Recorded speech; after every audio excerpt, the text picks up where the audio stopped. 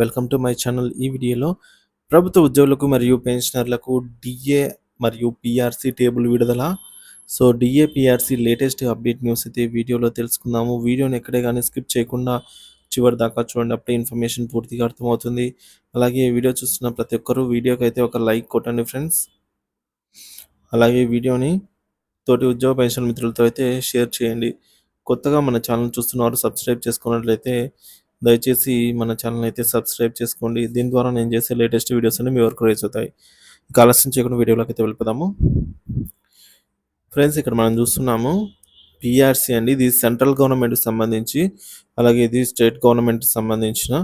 ఇక్కడ కిందికి మనం చూసుకున్నట్లయితే ఇవన్నీ కూడా మంత్స్, నెలలు. ఇక్కడ 7th పిఆర్సీ గురించి, అలాగే రిమార్క్స్ గురించి, అంటే ఎప్పుడు ఇంప్లిమెంటేషన్ గురించి, అలాగే ఇక్కడ ఫస్ట్ పిఆర్సీ గురించి, కుములేటివ్ డిఏ గురించి ఇక్కడ రిమార్క్స్ చూస్తున్నాము. సో జూలై 2018కి కేంద్ర ప్రభుత్వం 2% అనౌన్స్ చేసిందండి. 2018 ఆగస్టు 29న అనౌన్స్ చేసింది ఈ జూలై నెల డిఏ సంబంధించినది. సో ఇక్కడ ఫస్ట్ పిఆర్సీలో మనం చూసుకున్నట్లయితే స్టేట్ గవర్నమెంట్ సంబంధించి 0% ఉన్నప్పుడు announcement on 1st June 2019 at 30.392% RPS revised pay scale 2015 and merged in RPS 2020 ప్రకారంగా అయితే అప్పుడు మనకి ఏమి ప్రకటించలేదని అయితే చెప్పుకోవచ్చు. తర్వాత జనవరి 2019 డిఏ కేంద్ర ప్రభుత్వం 3% ఇచ్చింది. ఎప్పుడు అనౌన్స్ చేసిందంటే అమలు 2019 జనవరి నుంచి అమలు అయినప్పటికీ కూడా అనౌన్స్మెంట్ అనేది మనకు ఫిబ్రవరి 19, 2019 అయితే అనౌన్స్మెంట్ అయింది. సో ఇక్కడ రాష్ట్ర ప్రభుత్వం విషయానికి వచ్చినట్లయితే కేంద్రం 1% డిఏ ప్రకటిస్తే రాష్ట్ర ప్రభుత్వాలు 0.91% అయితే ప్రకటించాల్సి అయితే ఉందని కాబట్టి మనకు ఇంటూ 0.91 చేస్తే మనకి ఈ అమౌంట్ అయితే రావడం జరిగింది. సో 2.73% అనేది కుములేటివ్ డిఏ అండి. ఇక్కడ అనౌన్స్మెంట్ డేట్ వచ్చేసి అప్లికబుల్ ఫ్రమ్ జనవరి 2019 అయినా కూడా అనౌన్స్మెంట్ ఆన్ 6th November 2019.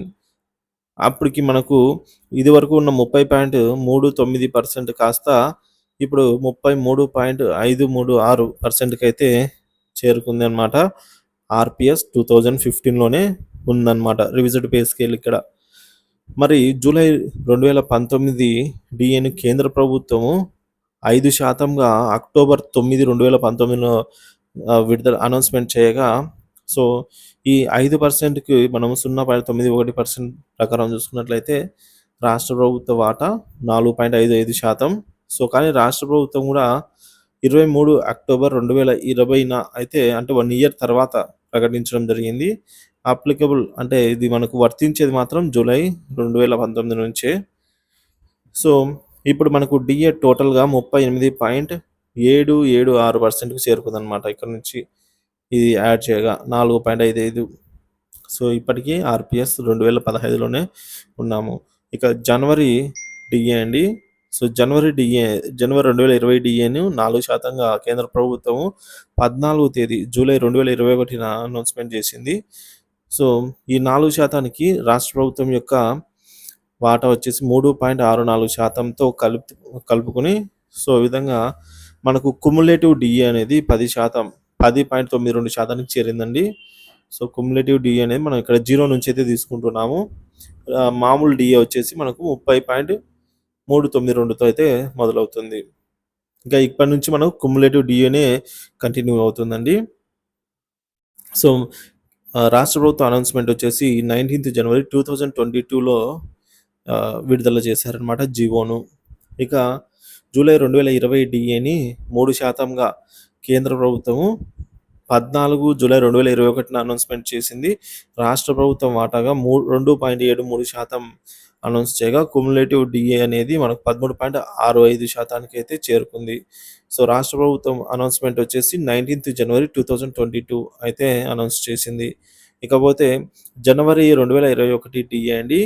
కేంద్ర ప్రభుత్వం 4% అనౌన్స్మెంట్ అయితే చేయడం జరిగింది. సో, దీనికి గాను రాష్ట్ర ప్రభుత్వం వాటా 3.64% అవుతుంది.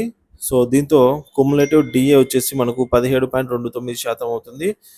సో, ఈ విధంగా అయితే జరిగిందనమాట. ఇక జూలై 2021 డీఏ రాష్ట్ర ప్రభుత్వం 3%, కేంద్ర ప్రభుత్వం 3% ప్రకటించింది.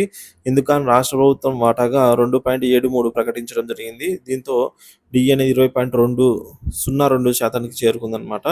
రాష్ట్ర ప్రభుత్వం వచ్చేసి 23 జనవరి ప్రకటించిందనమాట. కేంద్ర ప్రభుత్వం అక్టోబర్ 1, 2021న ప్రకటించడం జరిగింది. ఇక జనవరి 2022 డీఏ విషయానికి వచ్చినట్లయితే కేంద్ర ప్రభుత్వం 3% ప్రకటించింది 30 మార్చి 2022 తేదీన. సో, రాష్ట్ర ప్రభుత్వం వాటా వచ్చేసి 2.73%.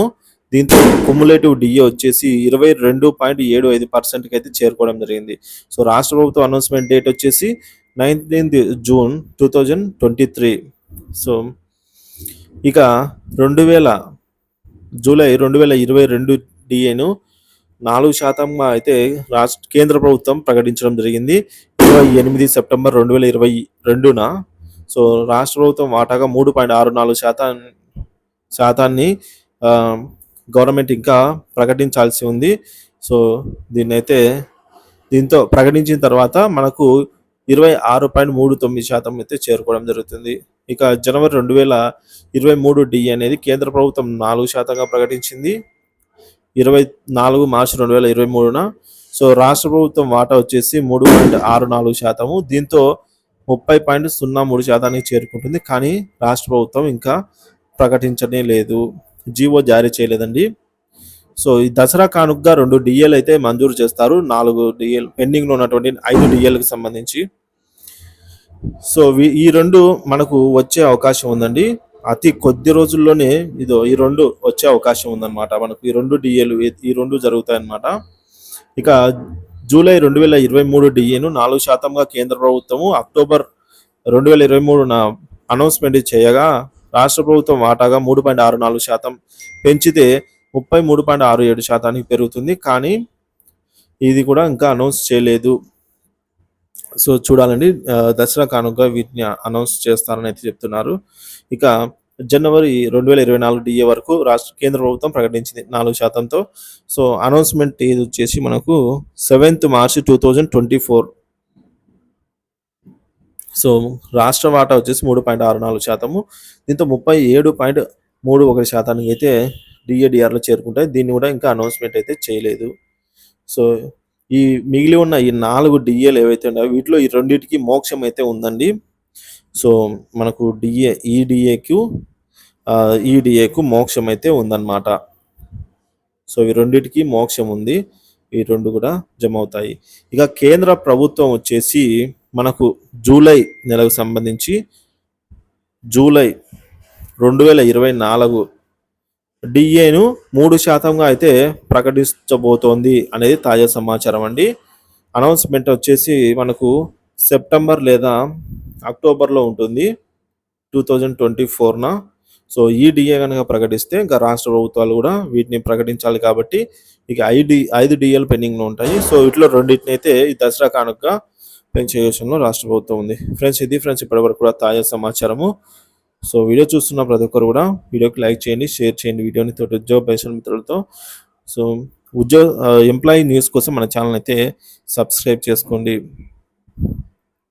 దీని ద్వారా నేను చేసే లేటెస్ట్ వీడియోస్ అన్ని మీ వరకు రీచ్ అవుతాయి. Thank you for watching this video.